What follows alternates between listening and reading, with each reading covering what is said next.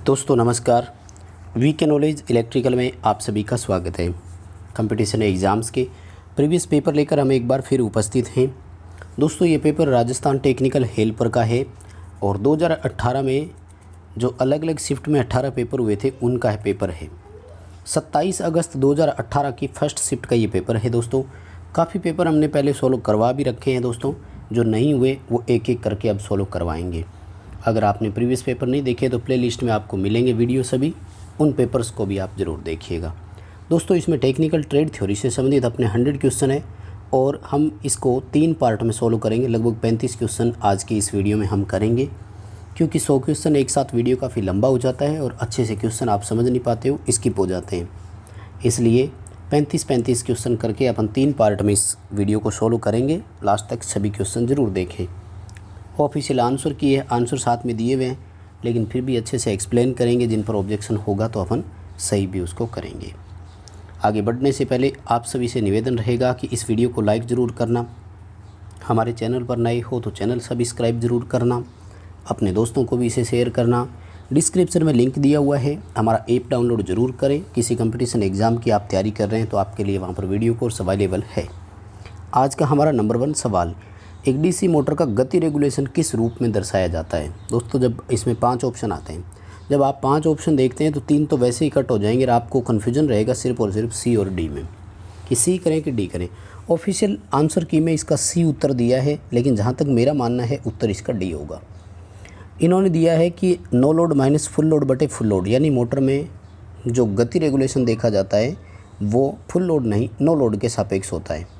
No load पर एक motor की जितनी आरपीएम होती है, फुल लोड पर कितनी आरपीएम उसमें कम आती है, उसी को हम ये मानते हैं कि नो लोड से लेकर फुल लोड तक उतार चढ़ाव कितना है। जिस तरह से वोल्टेज रेगुलेशन नो लोड से फुल लोड तक परिवर्तन का देखा जाता है, उसी तरह से गति का देखा जाता है। डी उत्तर रहेगा, no load minus full load बटे नो लोड। अगला हमारा सवाल है, 750 आरपीएम फुल लोड पर गति है, 10% का स्पीड रेगुलेशन है डीसी मोटर की, नो लोड पर गति बताइए। यानी 10% रेगुलेशन के बाद 750 आरपीएम पर चल रही है। कहने का मतलब ये हो गया कि ये जो 750 आरपीएम है वो किसी का 90% है। तो मान लीजिए कि वो एक्स का 90% है 750 आरपीएम, तो एक्स कौन सी संख्या है ज्ञात कर दो। यानी 750 में 0.90 का भाग दे दो, लगभग आपका उत्तर आ जाएगा 825 आरपीएम। क्वेश्चन का आंसर अपना सी होगा। अगला हमारा सवाल है कि विद्युत केबल और उपकरणों में आग बुझाने के लिए किस प्रकार के अग्निशामक यंत्र का उपयोग करेंगे। देखो इलेक्ट्रिकल में CO2 लगा सकते हो आप, ये ऑप्शन बिल्कुल इसका सही है। बाकी ऑप्शन में देखो इनमें से कोई नहीं दिया, इसलिए हम क्या है कि ड्राई पाउडर के साथ नहीं जा सकते और टेट्राक्लोराइड के साथ भी नहीं जा सकते।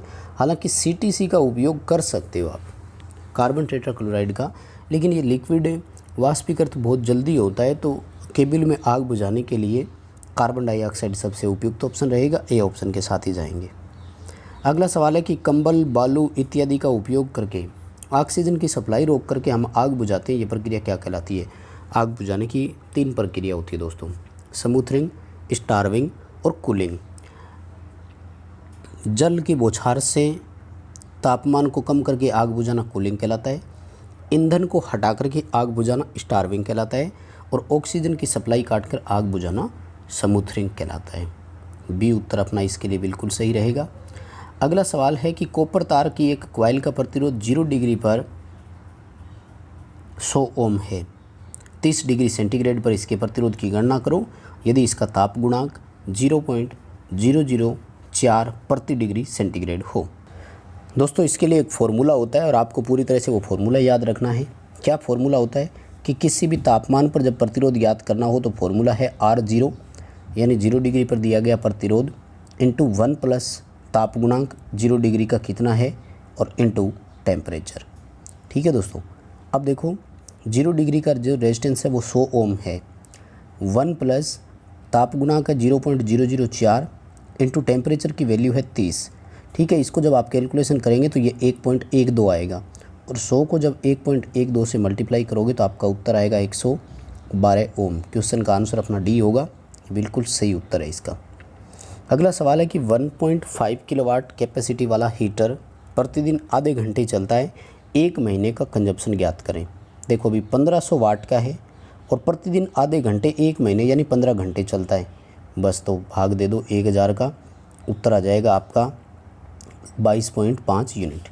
कैलकुलेशन करना और अपने उत्तर का मिलान ज़रूर कर लेना। वाट इंटू घंटे बटे 1000 करना होता है। प्रतिदिन आधे घंटे और 1 माह चलने का मतलब हो गया 30 दिन का मानते हुए निकालना है तो 15 घंटे हो गया। और 1500 वाट है कैपेसिटी, 1.5 किलो वाट दिया हुआ था। कैलकुलेशन करोगे तो उत्तर आ जाएगा, कोई बड़ा सवाल नहीं है। और आगे अल्टरनेटर में पोल और गति दे रखी है, फ्रीक्वेंसी पूछा है तो फ्रीक्वेंसी बराबर क्या होता है Pn/120। तो पोल दे रखे हैं 12, RPM दे रखी है 500, 120 का भाग देंगे तो उत्तर आएगा 50 हर्ट्ज। ए ऑप्शन इसका हो जाएगा आपके लिए। कैलकुलेशन करना, उत्तर का मिलान करना, साधारण सा हो जाएगा। आगे 3 प्रतिरोध समांतर में जुड़े हुए थे, कुल प्रतिरोध पूछा। तीनों प्रतिरोध समान मान के थे, 60-60 किलो ओम के थे। जब समान मान के प्रतिरोध समांतर में हो और कुल प्रतिरोध ज्ञात करना हो तो फॉर्मूला होता है R/N, यानी एक प्रतिरोध का मान कितना है उसमें प्रतिरोध की संख्या का भाग दे दो। 60,000 एक का है तो हमारा उत्तर हो जाएगा 20 किलो ओम। सी ऑप्शन अपने लिए इसका बिल्कुल सही ऑप्शन रहेगा। 20 किलो ओम जो है वो प्रतिरोध का मान हो जाएगा। सेमीकंडक्टर अपने शुद्ध रूप में किस नाम से जाने जाते हैं तो इंट्रिंसिक बोलते हैं, और जब डोपिंग करते हैं उसके बाद वो एक्सट्रिंसिक रूप से जाने जाते हैं। इंट्रिंसिक और एक्सट्रिंसिक दो होते हैं। इंट्रिंसिक में आते हैं सिलिकॉन और जर्मेनियम, और एक्सट्रिंसिक में आते हैं पी टाइप और एन टाइप। ठीक है, दो तरह के मटेरियल होते हैं। इंट्रिंसिक अपने शुद्ध रूप में, और इनकी डोपिंग क्यों की जाती है, चालकता बढ़ाने हेतु डोपिंग की जाती है, यानी डोपिंग करने से इनकी चालकता जो है वो इंक्रीज हो जाती है। एक किस सर्किट में धारा का प्रवाह नहीं होगा, ओपन सर्किट में धारा प्रवाह कभी नहीं होगा। बंद परिपथ में धारा जो है वो वोल्टेज के समान अनुपात में होगी क्योंकि प्रतिरोध नियत रहता है। शॉर्ट सर्किट में धारा अनंत होगी अगर आंतरिक प्रतिरोध नहीं है तब। सीरीज में सभी प्रतिरोधकों में धारा समान चलेगी, और समांतर में धारा जो है वो उसके प्रतिरोध मान पर निर्भर करेगी। तापीय विद्युत संयंत्र में ऊर्जा कैसे बदलती है तो उसमें ऊर्जा को विद्युत ऊर्जा में बदलते हैं। स्टीम होती है, कोयले से ऊष्मा बनती है और उस ऊष्मा से हम इलेक्ट्रिसिटी जनरेट करवाते हैं। अगला सवाल है कि जब किसी परिपथ में को इस प्रकार प्रोटेक्ट करते हैं कि उस पर काम करने वाले किसी भी व्यक्ति को नुकसान पहुंचाने वाली कोई भी ऊर्जा उसमें नहीं है तो इसको पोटेंशियल फ्री सर्किट बोलते हैं। क्या बोलते हैं हिंदी में, विभव मुक्त, यानी पोटेंशियल फ्री सर्किट बोलते हैं हम लोग इसको शॉर्ट में। ये उत्तर सही होगा, शून्य ऊर्जा अवस्था। अगला सवाल है 5 किलोवाट 50 हर्ट्ज और 6 पोल की मोटर है स्लिप रिंग वाली, 960 RPM पर चल रही है, सिंक्रोनस गति बताओ। अब देखो इतनी बार आपने ये सवाल कर लिया होगा कि सभी के रट्टे लग गई होगी। 50 हर्ट्ज और 6 पोल वाली मोटर की गति 1000 RPM आती है सिंक्रोनस गति, और ध्यान से देखो ना तो 1000 RPM का उत्तर एक ही दिया हुआ है। स्लिप निकालने की ज़रूरत ही नहीं है क्योंकि 1000 RPM का और कोई ऑप्शन ही नहीं है। फिर भी देखो 960 RPM वाला है, 40 RPM अंतर आएगा, और भाग दोगे इसमें 1000 × 100 का, है ना, तो उत्तर आपका 4% ही आना है। भाई मेरे हिसाब से ये बहुत इजी क्वेश्चन हो गया आपके लिए। अब पिछले 3 सालों में आपने इतनी तैयारी की है, आपने इतनी मेहनत की है कि सब के सब इंटेलिजेंट हो गए हो। निम्न में से किस सामग्री में नेगेटिव टेम्परेचर कोफिशिएंट NTC किस में होता है, अर्धचालकों में, अचालकों में, इलेक्ट्रोलाइट में। ठीक है, तो इलेक्ट्रोलाइट जो है वो हो जाएगा, बाकी चांदी, तांबा, पित्तल, इन सब में PTC यानी धनात्मक ताप गुणांक होता है। फ्यूज तार की करंट कैपेसिटी किस बात पर निर्भर करेगी, देखो वो क्रॉस सेक्शन एरिया पर भी निर्भर करेगी, किस धातु का बना हुआ है उस पर भी निर्भर करेगी, करंट का एम्पलीट्यूड कैसा है, टर्मिनल की आकृति कैसी है, क्योंकि आकृति जो है ना धारा के लिए वो भी रोल अदा करती है कहीं ना कहीं। डी उत्तर से है, ई ऑप्शन सही हो जाएगा उपरोक्त सभी। अगला सवाल है निम्न में से सबसे कम प्रतिरोधकता किसकी है। सबसे कम प्रतिरोधकता उसी की जिसकी चालकता अधिक हो, और कॉपर की चालकता इन सब में तुलनात्मक रूप से ज़्यादा है। वैसे सबसे अधिक चांदी की होती है, लेकिन सबसे ज़्यादा अब ऑप्शन के हिसाब से जाएंगे तो कॉपर ऑप्शन के साथ जाना है, ए उत्तर कर देना। अगला सवाल है निम्न प्रतिरोध को शुद्धतम रूप से कैसे माप सकते हैं, तो निम्न प्रतिरोध के लिए केल्विन ब्रिज का उपयोग हम सबसे ज़्यादा करते हैं, राइट। ये क्वेश्चन भी आपने बार बार पढ़ा है, उम्मीद है अब तो बहुत अच्छे से कवर हो गया होगा। और वैद्युतिक मशीनों में किसे कम करने के लिए लेमिनेटेड कोर का उपयोग करते हैं, तो एडी करंट हानि आ जाएगा।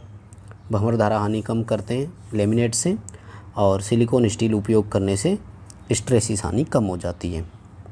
और एम्पीयर टर्न किसकी इकाई है, तो एम्पीयर टर्न एमएमएफ की इकाई होती है, मैग्नेटोमोटिव फोर्स की। N/I जो है इसका मान रहता है कैलकुलेट करने के लिए।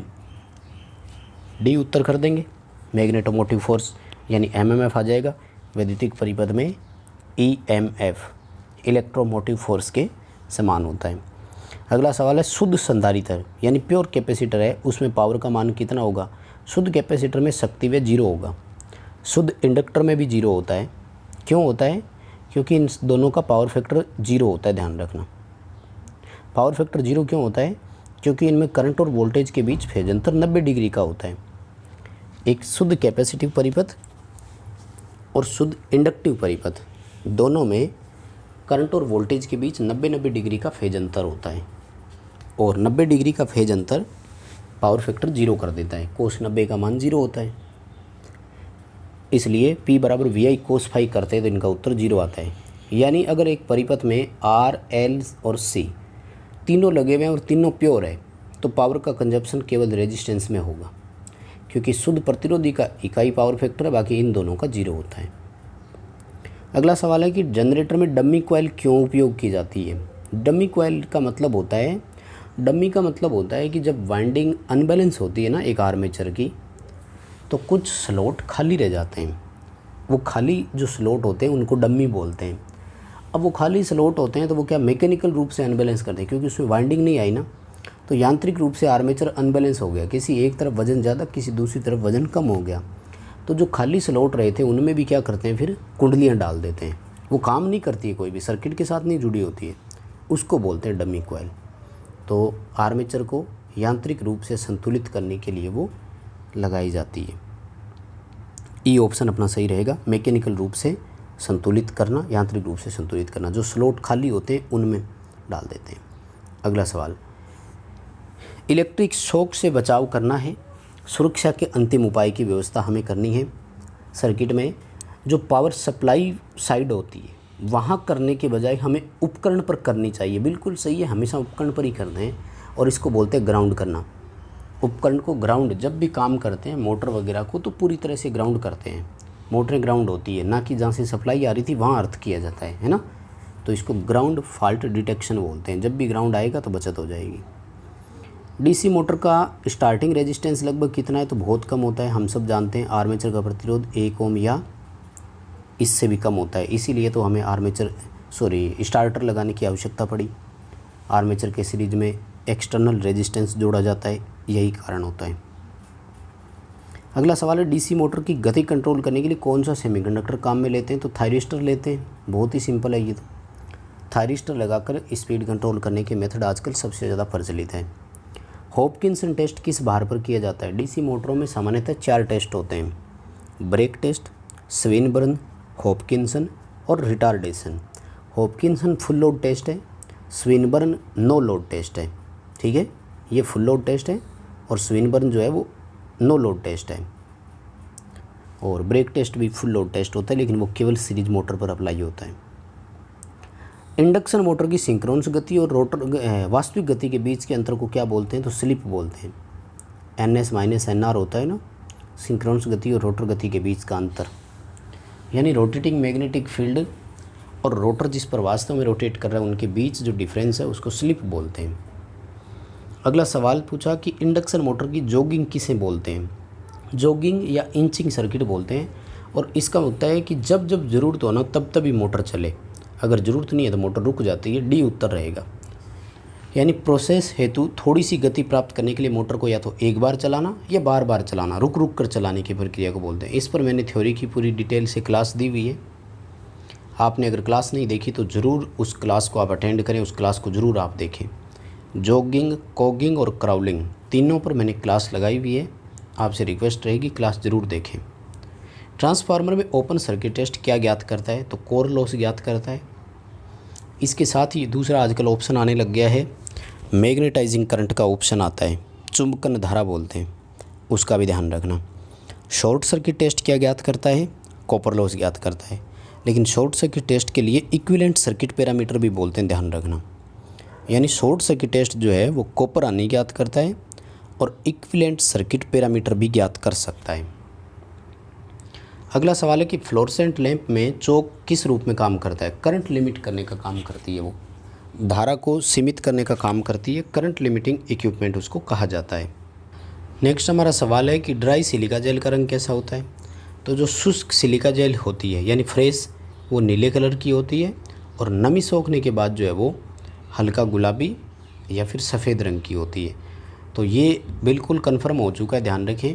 हालांकि निमी की बुक में ये उल्टा लिखा हुआ है, पर जहाँ भी आप देखेंगे ना ये सही आपको अब मिल जाएगा। तो एक बार निमी बुक को यहाँ आप छोड़ सकते हो और इन ऑप्शन को सही मानना है, ध्यान रखें। शुष्क सिलिका जेल जो है वो नीले यानी ब्लू कलर की ही होती है, फ्रेश सिलिका जेल, और नमी सोखने के बाद हल्की गुलाबी या सफ़ेद रंग की हो जाती है। इसे आप अच्छे से नोट कर लें, कवर कर लें ज़रूर। और अगला सवाल है कि दिखाया गया चित्र हमें क्या दर्शाता है? एनोड कैथोड है और देखो यहाँ पर लिख ही दिया पैरेलल प्लेट कैपेसिटर लिखा हुआ है। पैरेलल प्लेट कैपेसिटर का मतलब है ये वेरेक्टर डायोड है एक तरह का, वेरिकेप डायोड भी इसको बोलते हैं, ठीक है। ए ऑप्शन हो जाएगा। वैसे भी देखो ट्राइक अलग होता है, ऐसा की डायोड जो है ना ये लियो ऐसा की जो था टनल डायोड के लिए होता है, और गन डायोड अलग है, एलईडी अलग होता है। तो वेरेक्टर आएगा इसमें, सिंपल संरचना है इसकी। और एससीआर में जो ऑपरेशन है वो किसके द्वारा कंट्रोल करते हैं? तो गेट जो होता है ना इसके द्वारा कंट्रोल करवाते हैं। एनोड और कैथोड के बीच अगर रेटेड पोटेंशियल दे भी दिया तब भी एक एससीआर में धारा तब तक नहीं चलती है जब तक गेट को ट्रिगरिंग नहीं दिया जाता है। तो कंट्रोल एलिमेंट के रूप में गेट ही काम में लिया जाता है। अल्फ़ा बीटा में संबंध पूछा है, दोनों बड़ा इंपॉर्टेंट सवाल है। तो अल्फ़ा जो होती है उसके लिए फॉर्मूला होता है बीटा बटे 1 प्लस बीटा, और बीटा के बराबर क्या होता है कि अल्फ़ा बटे 1 माइनस अल्फ़ा होता है। अल्फ़ा का मान इकाई से हमेशा कम होता है और बीटा का मान हमेशा इकाई से अधिक होता है। अल्फ़ा बीटा दोनों का फॉर्मूला आप अच्छे से याद ज़रूर रखें, क्योंकि पेपर में इसके न्यूमेरिकल बहुत आते हैं। कोई भी आपसे एक आंकिक सवाल इस पर आधारित ज़रूर पूछा जा सकता है। और 240 वोल्ट 50 हर्ट्ज एसी है, उसके वेव फॉर्म में फॉर्म फैक्टर का मान पूछा है। तो फॉर्म फैक्टर 1.11 होता है, और परिभाषा भी याद रखा करो इसकी, आरएमएस मान और औसत मान का अनुपात होता है। अगला सवाल है कि एक साइन वेव जो है वो पॉजिटिव पीक कब मिलता है? तो धनात्मक शिखर कब आएगा? सब जानते हैं, यहाँ पर आया, ये देखो ये रहा। तो ये कितनी दूर चलने के बाद आया? π/2। π/2 का मतलब होता है 90 डिग्री, ठीक है। 90 डिग्री चलने के बाद धनात्मक शिखर आता है। मान लीजिए कि ऋणात्मक शिखर पूछ लेता तो यहाँ पर हो गया पाई 180 डिग्री, तो यहाँ पर होता है आपका 270 डिग्री, ठीक है। तो नेगेटिव पीक अगर कोई पूछ लेता है तो वो 270 डिग्री पर आता है। तो चलिए दोस्तों, आज के लिए इस वीडियो में 35 क्वेश्चन ही करेंगे अपन, और नेक्स्ट पार्ट 2 में आपको और पेपर मिलेगा। लाइक ज़रूर करना, कमेंट करके मुझे ज़रूर बताना कि आपका स्कोर इसमें क्या रहा। हमारा ऐप डाउनलोड ज़रूर कर लीजिए, डिस्क्रिप्शन में लिंक दिया हुआ है।